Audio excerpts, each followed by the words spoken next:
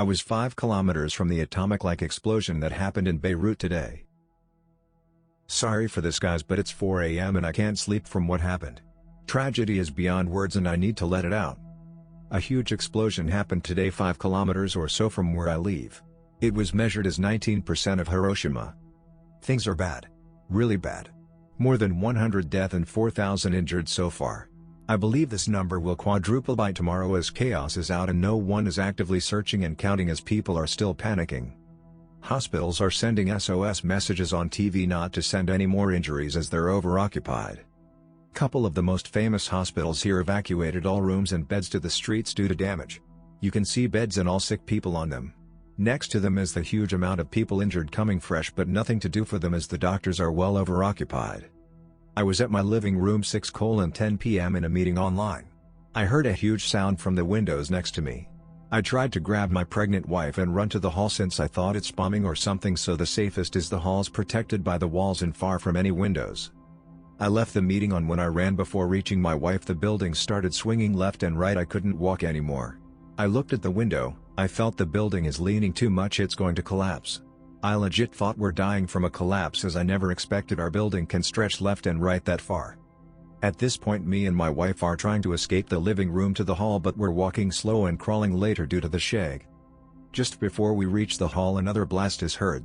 50 times harder than the first one without exaggeration. My wife started crying hysterical. I shouted at her that panicking is going to hurt the baby. That worked like charm. I don't know how I kept my calm next to my wife. I called it for her to calm. I was afraid on the baby. Took me 2 minutes to realize we're not going to die and the building didn't collapse. I had the balls after to go back to the living room as the online meeting was still on, and a colleague heard our screams and was constantly calling my name. I dared to look at the window. Everything is cloudy pink. I thought something next to us happened. After I opened and found out the explosion, I couldn't believe it's this big. Our city is 20% wiped. Phone wasn't working and I needed to make sure parents are safe. All lines were closed, only WhatsApp worked. I WhatsApp called my family, thank God all are safe. I then found myself calling everyone I know. Literally it's this bad. Casualties are a lot. The aftermath is ugly. The experience is utterly disgusting to the stomach. Rearranging somebody with OCD's things aren't a prank. It's knowingly triggering a mental illness. Sup y'all? Saw this shit on TikTok. Enraged me. I put up with the so OCD shit constantly. This ruins my life. It is invasive. It is constant. It cannot be cured. I am tortured by intrusive thoughts, and pick at my skin for hours every night, giving myself scars, and have panic attacks. And you know what?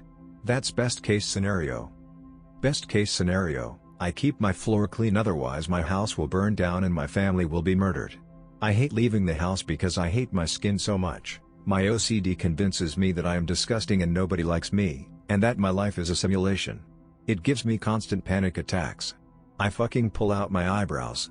I can't eat food because it's wrong or poisonous, and then get upset and don't eat. My brain is constant noise. And that's the best I feel. I am dissociated 24/7, to the point where I call my friends and family crying and saying even if they weren't real I'm glad I met them. Guilt for awful things that I did not do but have convinced myself I have. I convince myself that people I case about are lying to me or cheating on me, disregarding the fact that I don't surround myself with cheaters or liars. Best case scenario. Worst case scenario, I wind up in a mental hospital because my fingers on my left hand stress me out and I will feel so much better after I cut them off. I ignore everyone because I dissociate so hard that I see no point. I stop taking my meds and stop eating. But the invasive thoughts and urges to hurt myself worsen. If you don't remove your femur you'll have to amputate your leg. It's constantly fucking terrifying. I get so desperate for any sort of way to make it stop. Crippling guilt. Paranoia of the world being a simulation, or getting enraged because my family members were put in this simulation to torture me and make me understand what I never will have or deserve. OCD is torture. It is a disability. It continues to make me miserable. Because it is a lifelong issue, I can only be in the best case scenario for so long before I hit rock bottom again. People ask me why I get obsessed with things or do weird things. I can't fucking control it. I don't want to be this weird. I didn't ask to feel this way. I don't understand what I did.